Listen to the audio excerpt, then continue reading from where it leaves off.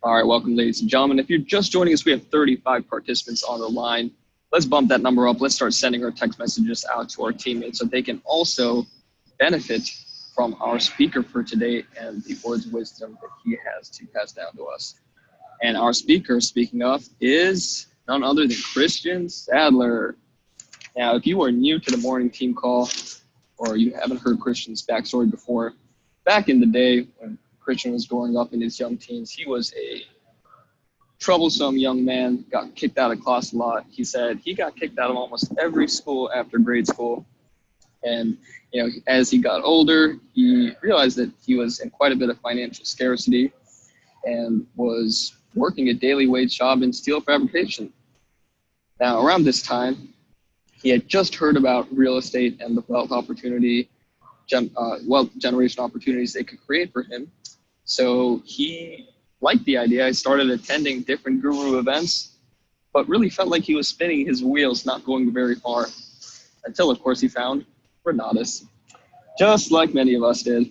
Now, he took the business very seriously. He started getting around people that he wanted to be like and following in their footsteps, showing up early, staying late. And because of his persistence, his determination, his tenacity, Christion has now been in the real estate business for over 13 years.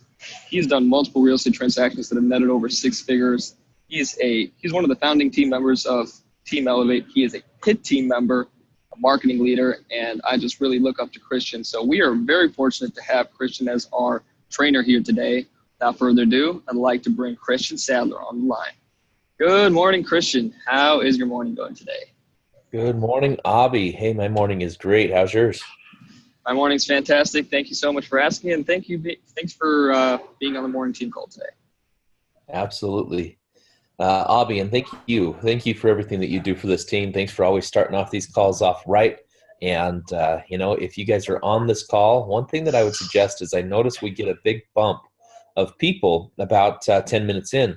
And, some of the things that we get to participate when this call first starts in the morning, it is going to help your morning really get going.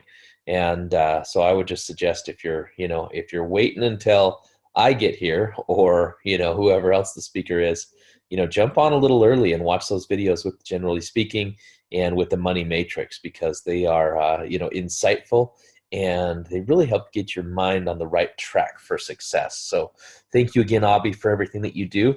And folks, let's jump right into things.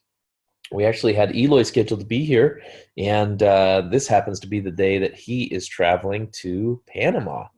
And if there's anybody on the line that is here and you're in Panama, I want to give you a big high five, air high five, virtual high five, whatever you want to do, because you guys are committed. You're going to be here regardless, and I think that is something that is super admirable. So I decided, since I'm filling in, and I'm going to be here on my normal day, I want to continue on where we left off last week and just go through a quick short call, finishing up on objections. So we were talking about objections. Unfortunately, last week my computer died. I've been having these weird issues with it not charging, but I've got some charge for today, and I'm just going to switch right over here. So let me share my screen. Get over here, and here is the objections that we had went through that you guys had put down.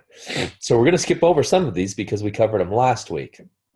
However, we can make sure that we hit on as many of them as we can get to here. So the question of what have you done? This one, as we talked about last week, is really simple. You just share what you've done.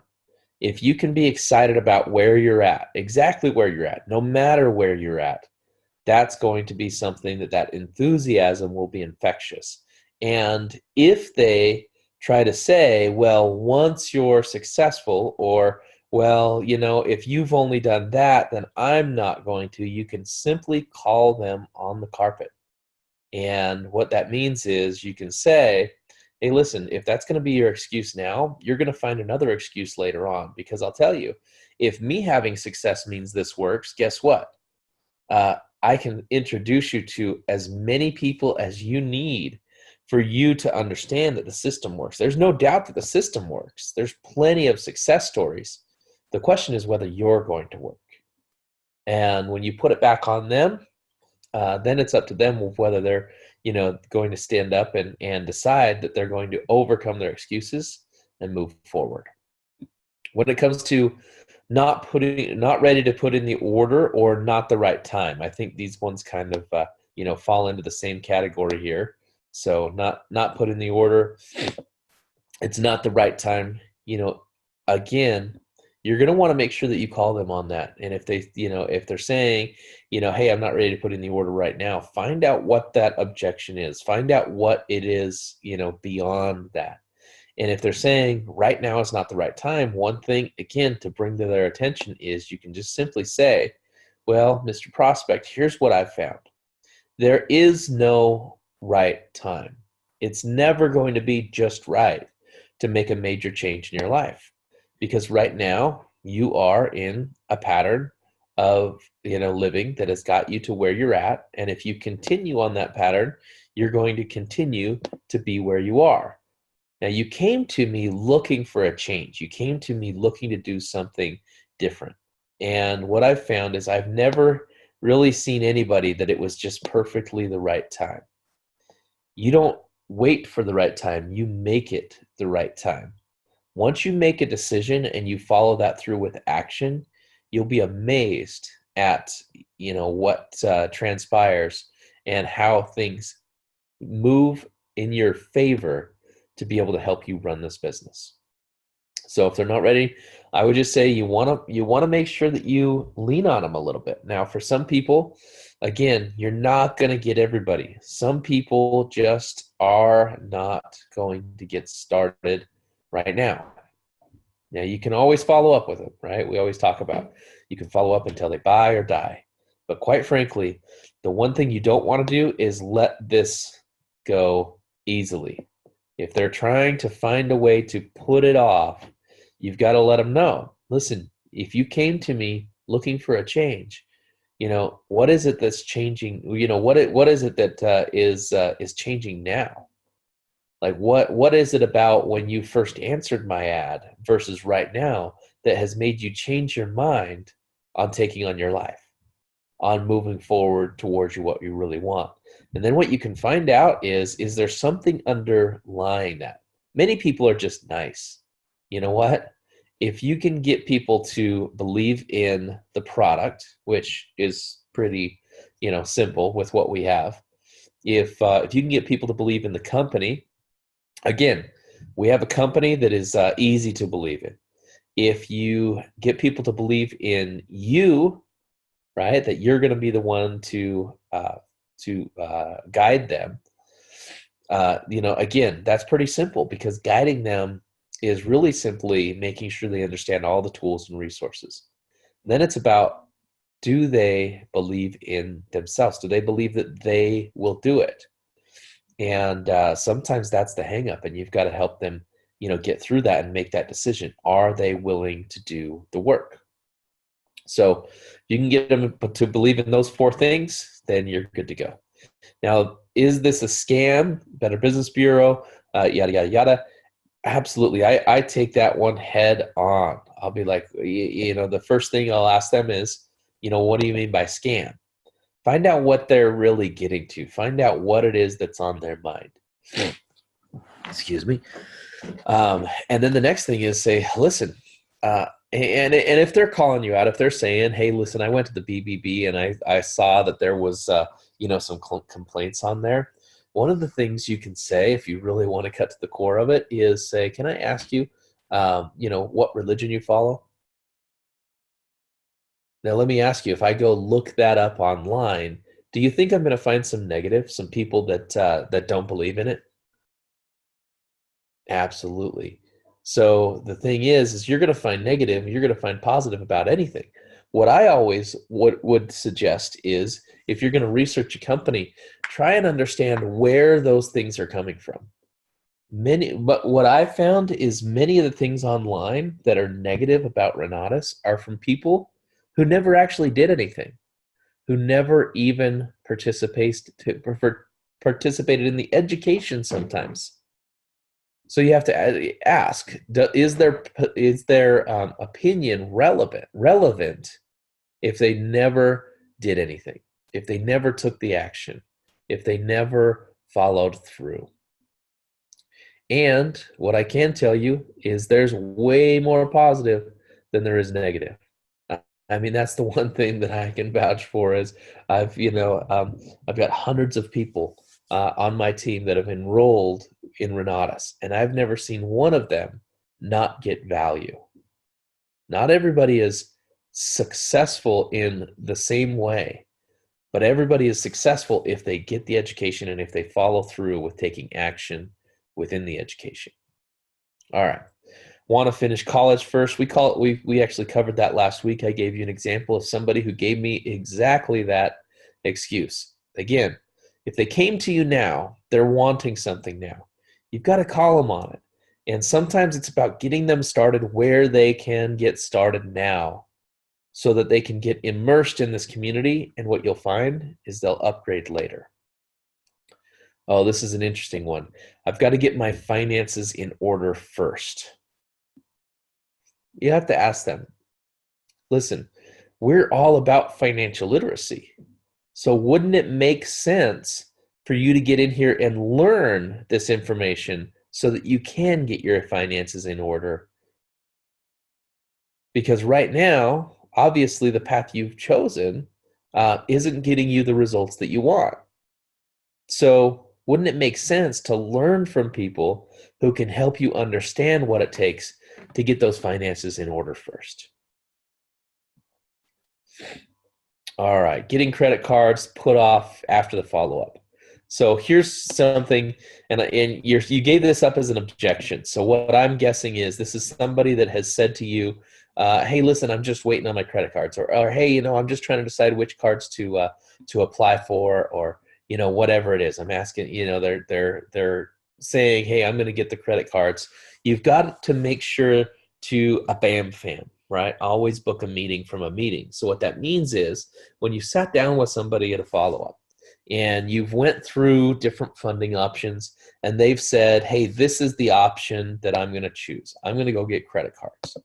Then what you want to do is you want to say, great, what do you feel like our next step is? When can I follow up? Right? And give yourself that option to continually follow up with them and find out, how did the applications go? Right? Or, did you get onto the Get Funded online? And continue to follow up. Let them know from the very beginning, you're a guide. One of the ways that I do that in the beginning is I say, actually use these words. I say, listen, many people actually call me a mentor, but I don't like to use that word because I don't think of myself as a mentor as much as a guide. So I'm not here to teach you how to do real estate. I'm not here to be the guy that teaches you steps 1 through 15. I'm more of the next step guy. So you come to me and you want to know what your next step is, I'm going to let you know what that is. And if you come back to me with results, guess what? You're going to get more of my time, and we can talk about what the next step is. So you've got to follow through on your end. So what I'm going to do is I'm going to stay in contact with you as you're taking these first steps. Does that sound good? Most of them are going to be grateful that you're going to be following up and you're going to be there to guide them along. Too expensive. Now this is interesting because when it comes to too expensive, I'm going to usually ask them compared to what? And then I'll just listen. I'll let them share what they mean by that. What does it mean by too expensive? Does that mean that they just don't think they can come up with the $20,000? Or does that mean that they think that we're overpriced in the market? Sometimes when people first see $20,000, they think, oh, that's a lot of money. And it's not. It's $20,000. And when you compare it, and this is a big thing, is when you compare it to what else is out there, I mean, even in the real estate investing education field, we are one of, if not the lowest priced compared to the amount of education that you get. And so you have to tell them, hey, listen, you might go try to find education elsewhere. And usually what you're going to find is they're going to charge you a few $100s so they can upsell you to a few $1,000s, so they can upsell you to tens of $1,000s. And it's a never ending cycle. I mean, I can introduce you to people that have spent $50,000, that have spent over $100,000 with other education companies. So you just have to ask them, what do you mean by too expensive? What does that actually mean? And sometimes it's just, they don't know how they're going to come up with $20,000. So the next question is, if I can show you how to find this funding without it taking away from what your current life is, are you ready to get started now? All right, next thing, wife doesn't want to come on the follow-up. Well, you've just got to ask it, is your wife going to be running this business with you? Right? And if so, you ask the questions of, what does that look like? What does that relationship look like? Come to understand it more so that you can figure out, is that an objection that you're going to be able to get over and get through? Right? Oftentimes it's as simple as, do you think that she would want to be introduced to some of the other couples that are a part of the company? All right, not interested in paying for education. We've talked about this one in detail last week. If they're not interested in paying for the education, you have to ask them, how much time are they willing to give up? Many people are going to trade, a tremendous amount of time to save a little bit of money. And, we live in a world of information, but unfortunately, there's a lot of bad information out there. And so you have to ask them, how long are you willing to sift through bad information to figure out what this looks like and what the right information is. All right, next one. We talked about this one before. Is this a pyramid scheme? The answer is no. And the thing you've got to ask them is, what do you mean by pyramid scheme? Right? Figure out, find out. Many times it's just they have a certain experience. And so all of these are basically lumped together. Is this a pyramid scheme? You make money off of me, MLM, etc. So you just have to ask them. I mean, do you, what products do you buy? And do you think that nobody gets paid along the way? So, the difference between Renatus and some of the other companies out there is, some of the other companies, you're going to spend the money, and a lot of that profit that comes in, or a lot of the income that comes in, is going to go to pay the marketing company and the marketing budget, and it's going to pay their sales floor and their sales staff, and so on and so forth. The difference is Renatus takes that money and passes it on to us, the people who believe in it most, because it's the people that it has changed their life. And so it just so happens that Bob wants us to be the strongest students possible, and he knows the way to make us the strongest students possible is provide ways where we can earn additional income. All right, next one. They want to do their first deal first and then get education. Well, that's kind of putting the cart before the horse. So you have to ask them. Let me ask you, if you were going to go and become a surgeon, do you think you would say, hey, let me go do brain surgery first and then come back and get educated how to do it? And then you can downplay it. You can say, hey, I know that's life and death, right? But, and so that doesn't really relate, but you have to look at this. This is your financial life that we're talking about. If you go do a deal, whether you're successful or whether you're not successful on that first deal, you don't get a whole lot of education. You just learn from your experience on one deal. In this education, you get to learn from many practitioners that have decades of experience. I mean, you're literally talking about hundreds of years of experience, thousands upon thousands of transactions in experience that you get to learn from. And you get to have it designed in a way that you can learn it, retain it, and apply it. Okay, so we covered that. Don't have the money. Again, that's just a question of, if I can show you how to find the money, are you willing to get started? And then it's just about introducing them to a whole bunch of different ways. One of the things that I say to them is, I say, you know what, Mr. Prospect, You first have to make the decision that I'm going to do this before you can ever make the decision of how are you going to do this. Because your mind won't go to work on the how if you haven't fully committed to the why, to the yes, to the fact that you're going to do this.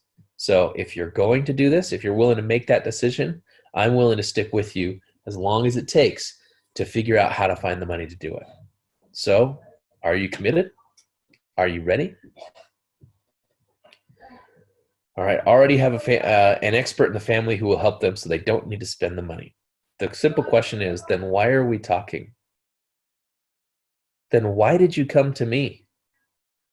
Then why did you come down and spend the time, looking at this information? Why haven't they gotten you started in real estate already? I mean, all of those questions are what I would be asking. Because many times, again, this is just a put off. They're saying, hey, I've got an uncle that's already in real estate, and so I could just learn from him. And sometimes I'll just say, so why haven't you done that? Go ahead. I mean, why haven't you done that? And usually they'll start sharing the reasons why. Because guess what? Oftentimes those people don't have the time and the energy to try and take time away from their business to teach somebody else how to do it. We all know that. If they're a realtor and they know it all, sometimes you got to call them on the carpet.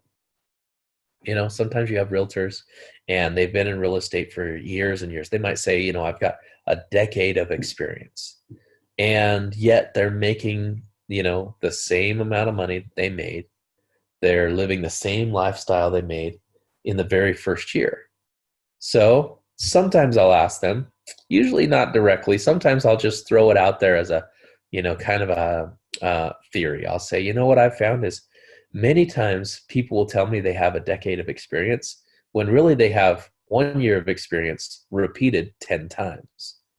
I have to ask you, are you progressing right now to where you really want to be? Listen, I understand you are a knowledgeable realtor, right? You've been doing this for years, but are you getting to where you want to go when it comes to investing?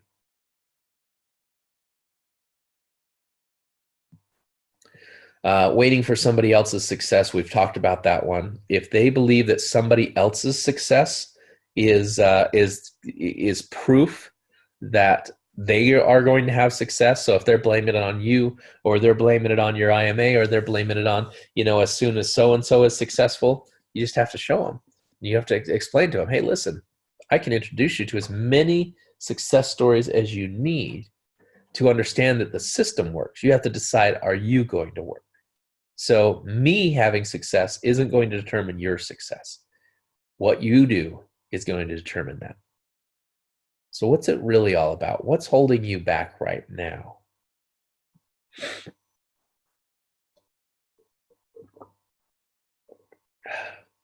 All right, negative family. Well, this one I'll usually share my story. I'll say, hey, listen, I understand that you're going to have naysayers. I mean, I remember in the beginning when I was first looking at this business, I had people tell me that I was crazy. I had people tell me that I was stupid. I had people tell me that, say things like, you should be happy with where you're at. Real estate is kind of a pipe dream. Why don't you just, stick with what you're doing? And I just had to look at the results of the people who were giving me that advice. The people that were, sharing that negativity with me, they didn't have the lifestyle that I wanted. Many of them were my coworkers, right? And they didn't have the income that I wanted. They didn't have the retirement that I wanted. They didn't have the relationships that I wanted. They didn't have the health that I wanted. So I just looked at the results of the people who were telling me that I could do this. And they had the results that I wanted. So you gotta be careful who you take advice from. Take advice from people who are where you want to be in the area that you're getting advice. Do it yourself, people. In the follow-up, hey, I'm just gonna go and do this on my own. Again, we covered that already. You know what? You could go out there and do it on your own. I mean, your chances of success are severely limited. And quite frankly, what I've found is most people that do it on their own, they end up paying for their education. but they usually pay for it in their mistakes.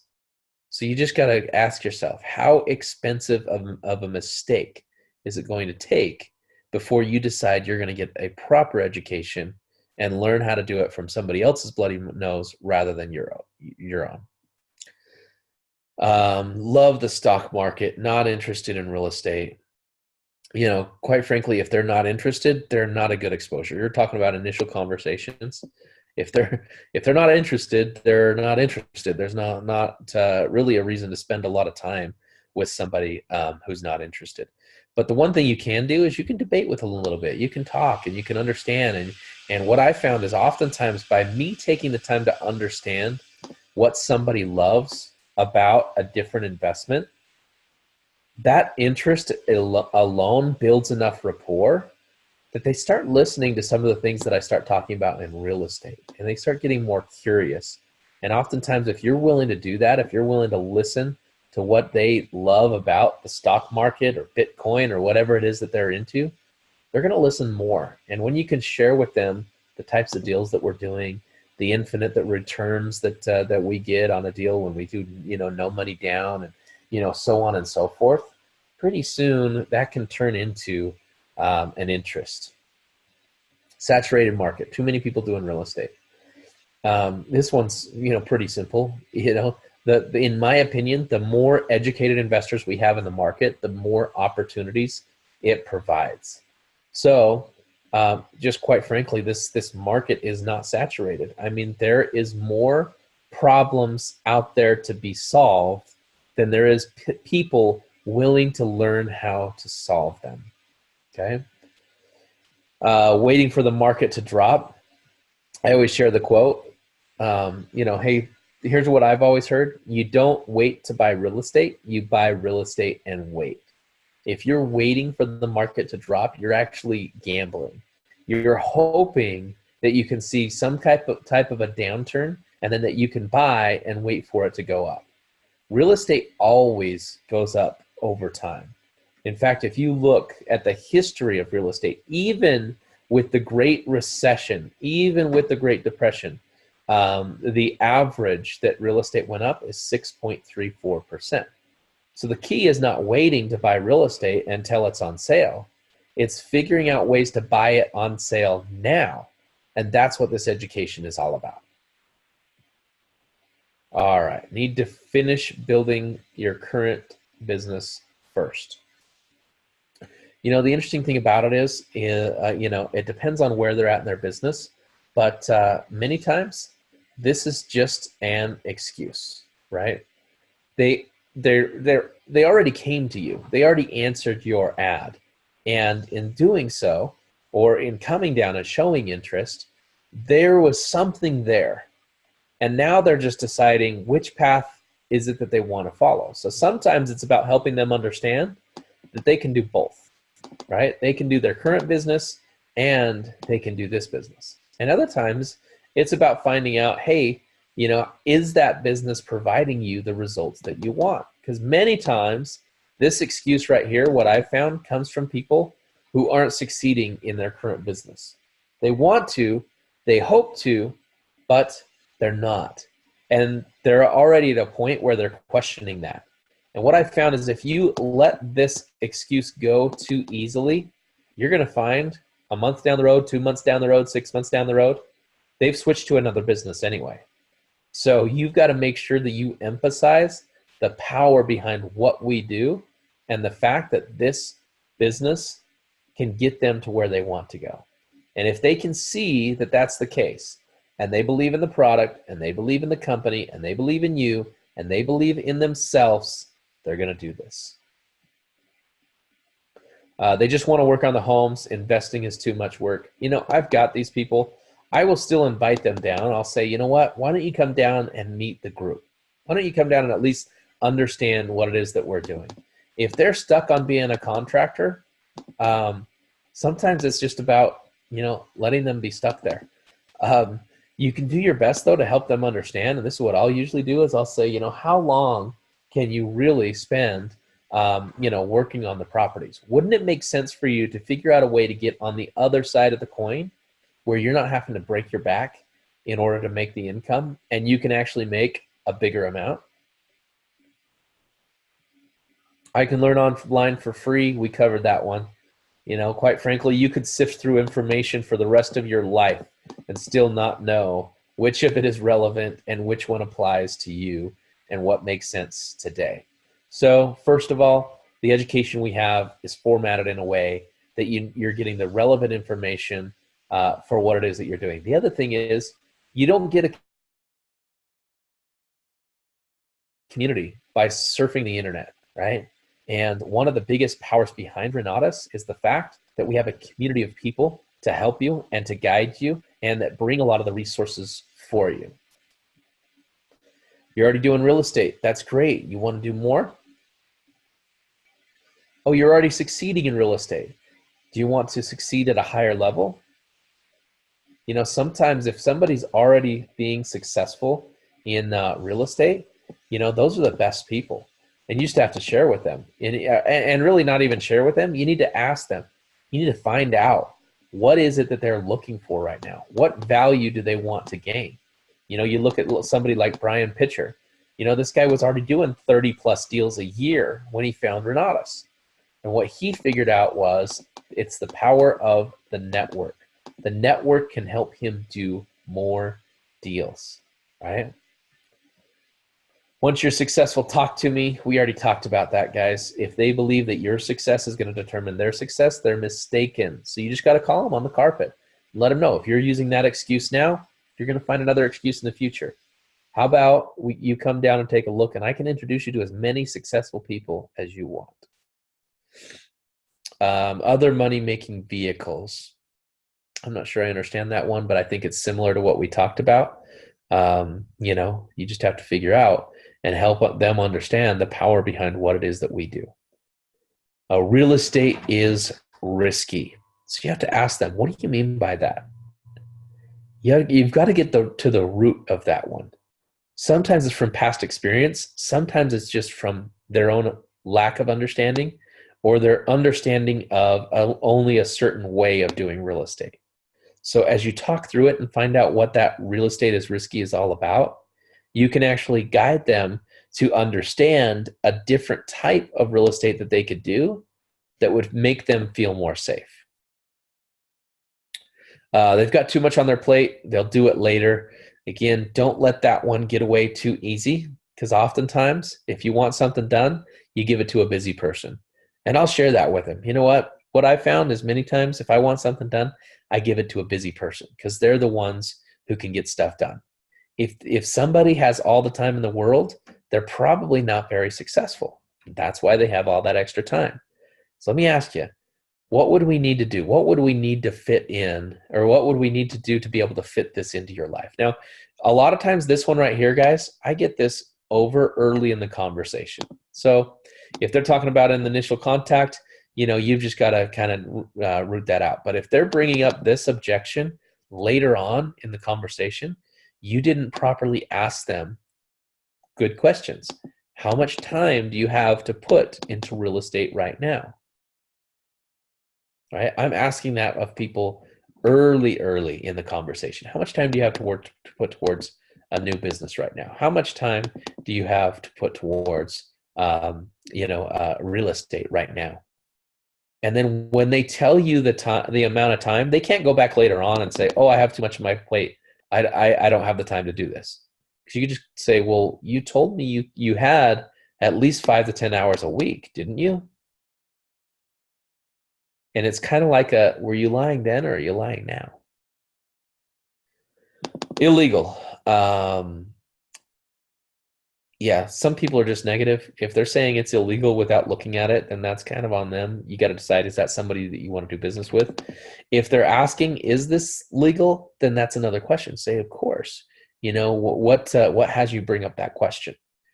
So again, going back to all of these, I've talked about some of the things that you can say, but please remember, it's much more about what you ask. Questions are the key when it comes to objections. All right, let's jump over here to some of the chat. Cody, when faced with the opportunity to make a decision, I will make one. I understand that. God did not put me in the ability to always make right decisions. He did, however, put me in the ability to make a decision and then make it right. The rise and the fall of my emotional tide will not deter me. Focus on my course. When I make a decision, I stand behind it. My energy will go into making this decision. I will waste none on second thoughts. My life will not be an apology. It will be a statement. That's a powerful little quote there you've got, Cody. Thanks for sharing. Sherry, so you're asking about where these people are at, and this is actually objections that other people have shared that they've gotten. So we tried to add in there where in the conversation. So first exposure, follow-up, etc. So that's where we're kind of talking about with these. Mark Carmen, yeah, exactly. Can a stock go down to zero? Real estate doesn't. I mean, the thing about it is you have to ask, like, is what you're investing in right now insurable? Because real estate is. All right, guys, we are at that time. I wanted to make sure that we did get through all of these since you guys helped me come up with the list. I hope this has been helpful as far as overcoming objections. If there's anything that I can do for any of you, feel free to reach out. Love you guys. Go out there and make it a great week.